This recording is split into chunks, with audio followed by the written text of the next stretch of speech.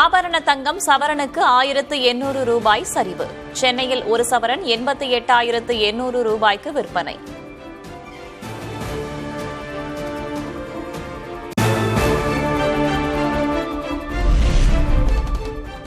வேகமாக உயர்ந்த நிலையில் தொடர்ச்சியான வீழ்ச்சியை சந்திக்கும் வெள்ளி. சென்னையில் கிராமிற்கு ₹1 குறைந்து 165 ரூபாய்க்கு விற்பனை.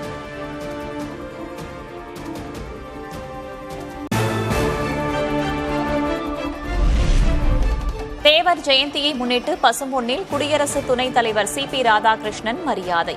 அனைத்து தலைவர்களின் விழாக்களையும் அனைத்து சமூகத்தினரும் கொண்டாட வேண்டும் என வலியுறுத்தல்.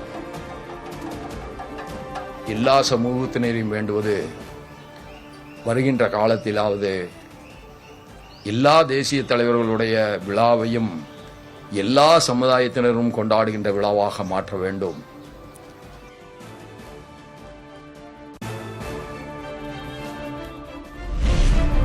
முத்துராமலிங்க தேவர் ஜெயந்தியையொட்டி பசும்பொன்னில் உள்ள நினைவிடத்தில் முதலமைச்சர் MK ஸ்டாலின் மரியாதை. தேவருக்கு பாரத ரத்னா விருது வழங்க பரிந்துரை செய்யப்படும் என உறுதி. ₹3 கோடி மதிப்பீட்டுள்ள தேவர் திருமகனார் பெயரில் திருமண மண்டபம் அமைக்கப்படும் என்று இந்த நேரத்தில் நான் உறுதியளிக்கிறேன்.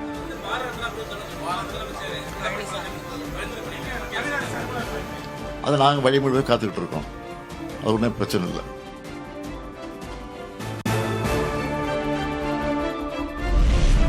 பசும்பொன் முத்துராமலிங்க தேவர் நினைவிடத்தில் அதிமுக பொதுச் செயலர் K பழனிசாமி மரியாதை. தேவரின் புகழை பரப்ப பல்வேறு நடவடிக்கைகளை அதிமுக ஆட்சியில் எடுத்துள்ளதாக பேட்டி.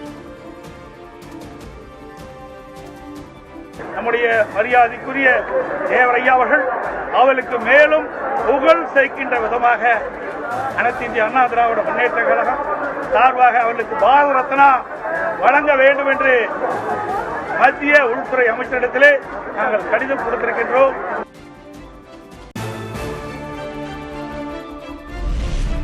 மதுரையில் முன்னாள் முதல்வர் O பன்னீர்செல்வத்துடன் அதிமுக மூத்த தலைவர் செங்கோட்டையன் சந்திப்பு. முத்துராமலிங்க தேவர் நினைவிடத்தில் மரியாதை செலுத்த இருவரும் ஒரே வாகனத்தில் பசும்பொன் பயணம்.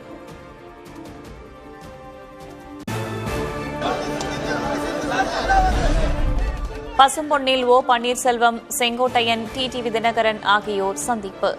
சட்டமன்ற தேர்தலையொட்டி 3 தலைவர்களும் புதிய வியூகம் என தகவல்.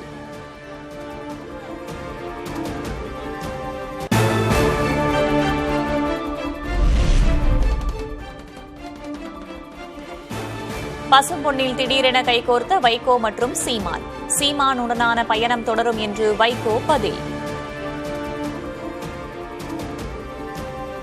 என் அருமை சகோதரர் செந்தமிழன் சீமான் அவர்கள் நானும் ஒரே வேளையிலே இங்கே வந்தது எனக்கு எல்லையற்ற மகிழ்ச்சியை தருகிறது. தொடரும். தாவேகாவுடன் கூட்டணி பேச்சுவார்த்தையா என்ற கேள்விக்கு மத்திய அமைச்சர் அமித்ஷா பதில். எந்த முடிவெடுத்தாலும் கூட்டணியில் அங்கம் வகிக்கும் கட்சிகளுடன் ஆலோசித்து முடிவெடுக்கப்படும் என கருத்து.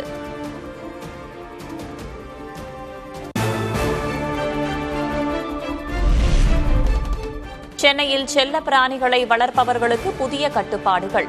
நாய்களுக்கு உரிமம் வைத்திருக்காவிட்டால் ₹5000 அபராதம் விதிக்கப்படும் என மேயர் பிரியா எச்சரிக்கை.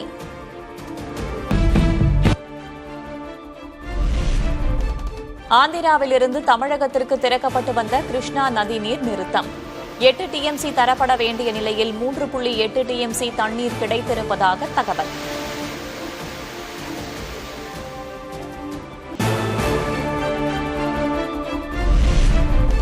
காவிரி ஆற்றில் நீர்வரத்து 14,000 கன அடியாக அதிகரிப்பு. ஒகேனக்கலில் ஆர்ப்பரித்து கொட்டும் வெள்ளம்.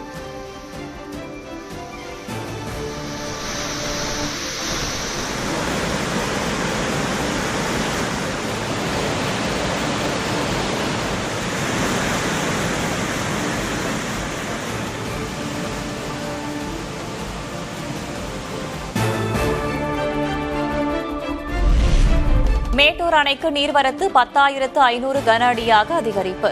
அணை மற்றும் சுரங்க மின் நிலையம் வழியாக 10,000 கன அடி நீர் வெளியேற்றம்.